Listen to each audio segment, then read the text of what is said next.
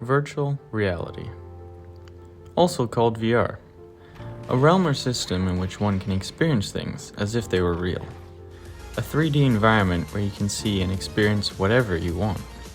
A socializing platform where you can meet and make new friends. This is what people know VR to be. But what if VR isn't as jolly as people know it to be? I asked a few of my friends and family to see what they knew. Have you ever played VR? If so, how long and when? Yes, I have played VR for a pretty long time. I got it first at 2022, but my first experience is already 5 or 6 years old, so yeah. Oof. How long? Quite a lot, to be honest. Quite a lot. I wouldn't be able to name you in hours how much I played. I've never played. I've watched people do it, but never played. What do you know about virtual reality? A lot from just the movies in terms of what it can do. I know what the VR tech can do and the advantage of it, but other than that, that's pretty well as far as I go. Some of you watching right now have probably heard of this game, while others will be hearing it for the first time. VR Chat. This is a game which is surrounded by controversy. Well, kinda. Only those who know about it will agree. VR Chat is best described as a free-to-play, user-generated content, social networking game where you can do whatever you want. You can play as any character and go into new, unexplored worlds or rooms. Rooms are the spaces that users play in. There are no limits except your imagination. Sounds wonderful, right? Just do whatever with whoever. Well, not completely. As mentioned, it's limitless. You can do whatever you want. Many abuse this feature, creating a second side to this game. Most know it as the dark side to VR Chat. Do you know of or have you ever played VR Chat? I do know of VR chat, and personally I'm not very interested in VR chat, or not necessarily interested in VR chat. I'm actually quite interested in the concept and what VR chat does. I think it's quite cool, the platform that it is, but I'm not so interested in using VR chat. Do you know of the dark side of VR Chat? I do know the hidden world of VR chat and how scary the situations have already been, or events that have occurred. Have you ever heard of or played the game VR Chat? Yes. Do you know the dark side to VR Chat?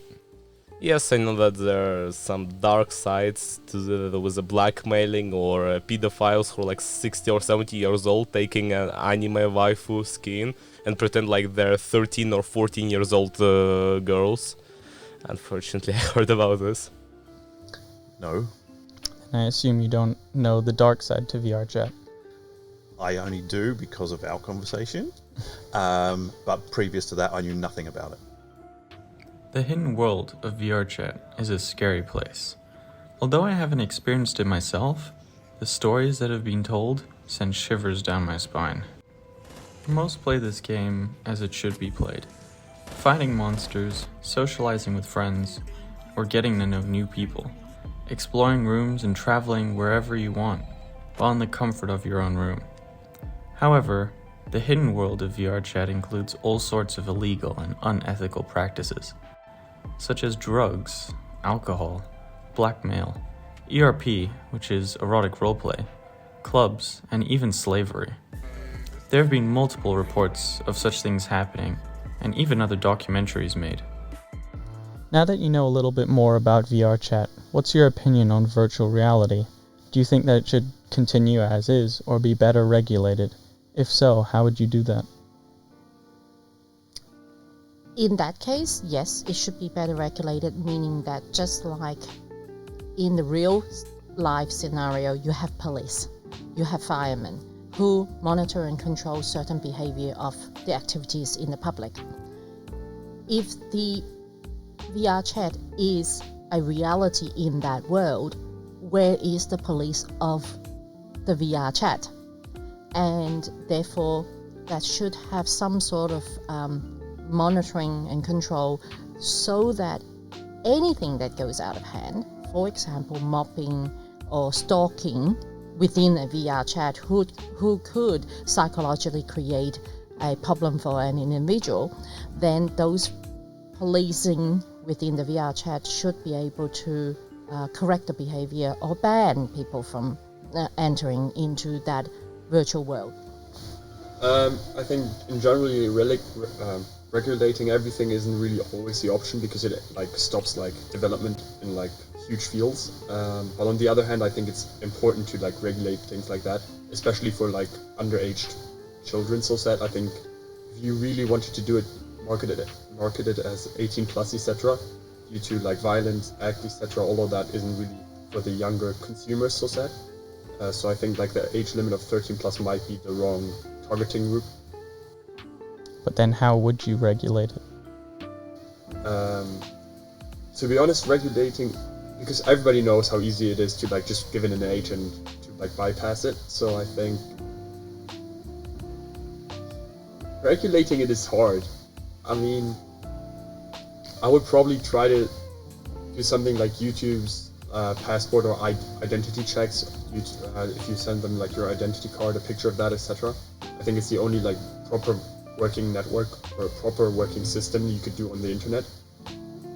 Something like that, I would say. Even though many of you may be thinking right now, why would anyone play this game? Or even VR? Well, it's a simple answer actually. It's fun. Most virtual reality users find a lot of enjoyment and use it to escape reality. This escapism, mixed with some indecent actions, gives users the freedom they don't have in the real world. However, no matter what happens within VR, one can't deny the benefits of using and experiencing virtual reality content. Do you know any or possible benefits of playing virtual reality games? I think it might help with like maybe training, as in like I saw this one thing where there's like this VR like area, and then there's soldiers like practice fighting in wars and just overall training, but I don't know anything specific. In a world of training or education, so you can teach somebody how to drive, you can teach somebody how to play tennis, you can teach somebody to learn a skill. That, to me, it's a benefit. But if you're saying the game is just, you don't get anything out of it. So think of a game that just shoots, shoots an animal. What do you learn from that? So in my view, it's not about the game, it's about what do you get? What does the player get out of it as a benefit to perfect the skills, perfect eyesight, perfecting a way of looking in an environment or a situation, and that helps that experience to be better, improvement, great. Yeah, probably the main benefit is probably to move around. Otherwise, yeah, I guess it's also you can really connect with the game even more than just having a screen in front of you. It has been scientifically proven that virtual reality has some cognitive benefits. By playing most games, one can improve their fine motor skills, balance, spatial awareness, mental flexibility, reduce stress and depression, and increase adrenaline and dopamine, which maintains and can improve brain health. 62% of parents think that VR gives children a unique learning experience and a valuable learning tool. Virtual reality headsets are marketed towards 13-year-olds and above. Some may see this as an appropriate age, while others think it should be for an older demographic. For the last question, I wanted to know what people thought the future of virtual reality content looked like. Their responses were mostly similar. Responses given were along the lines of VR being used to create scenarios in an artificial world to practice these scenarios. Workspace applications like architecture or engineering. More entertainment variety.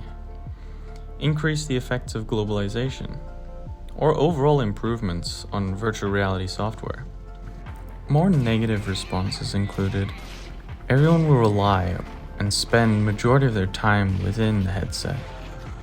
And actions taking place in virtual spaces impacting the real world, like war applications. Do you have any additional comments or thoughts about virtual reality? Good technology, countries should spend more time on it. Other people also should think about the possibilities and good impact of VR on our life and how it could influence our future. So very important. Yes. No, I just hope it becomes a positive experience for those people who use it, and they use it to the best of their ability. That would be the only thing I could ever hope for VR. If you haven't tried virtual reality, definitely check it out. It really is like just being transported in another world. It's so fun. You have to find something that you really enjoy. There's a lot of different things that you can do in VR. There's Beat Saber, which is kind of active and just really fun. You have Blade and Sorcery, which is just kind of just really brutal, just because why not? It's for those kind of people. You've got those sim racing games. You have Squadrons, where you can be in the Star Wars world. You even have Star Wars games, and it's just something you have to experience. Even people who want to just VR chat, you can just go into a world and just talk to people and do stuff. And I think for people who haven't tried out VR yet, please do. It's something that you just have to experience. The people who I have let try my headset before have just been in awe of it and have so much fun in it. And you can do so much with it, and it's just worth a shot if you haven't tried it before. Virtual reality is known to most as a place to escape reality, into a space where one can experience anything. While spending time in virtual space, users can improve their cognitive skills and have a unique learning experience.